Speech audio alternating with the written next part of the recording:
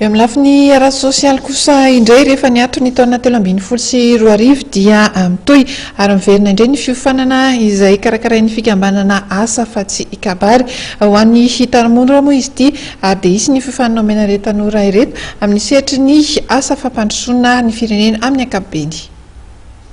Entina anampiana ny tanora amin'ny famoronana asa dia ho tanterahana amin'ny volana septambra sy oktobra izao ny fanofanana maimaimpoana izay karakarain'ny fikambanana asa fa tsy kabary na afaka. Nijingana rano amin'ny fananganana orinasa no ampitaina ao anatin'ny fiofanana izay omena maimaimpoana ary toto-saina amin'ny faritra maro eto amin'ny nosy toa ny Diana, Sofia, Vakinakaratra, Matsatram-bony, Atsimo Atsinanana sy Vadifafitovinany ary Analamanga. Tsy andiany vaovao indray ho tanterahanay amin'ity taona 2024 ity. Izay andiany vaovao izay dia ahitana fiofanana roa maimaimpoana. Fiofanana roa maimaimpoana no atolotra ho an'ny tanora malagasy. Ny fiofanana voalohany dia ny fiofanana izay efa fataonay na ny création d'entreprise, étude de faisabilité et plan d'affaires izay efa fiofanana fanomezan'ny fikambanana hatramin'izay.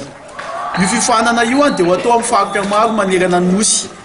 Atomboka avy any avaratra, any Anosy be Diana, ny ao Antsohy Sofia, ny ao Aboeny Mahajanga, ny Antananarivo eto amin'ny faritra Analamanga, ny any Tomasina amin'ny faritra Atsinanana, ao Antsirabe faritra Vakinakaratra, ny any Amorondava ny amin'ny faritra Menabe, ao Fianarantsoa ny amin'ny faritra Otomatsiatra, ary ny any amin'ny faritra Atsimo Atsinanana sy any amin'ny faritra Vadifafitovinany izay nangataka manokana nisy ny fiofanana indray. Ireo fiofanana ireo dia omena maimaimpoana ho an'ny tanora. Tsy hanavahana fahaizana, tsy hanavahana faripahan-takarana, fa izay rehetra vonona dia raisinay atanan'oloha tahaka ny efa nataonay hatramin'izay.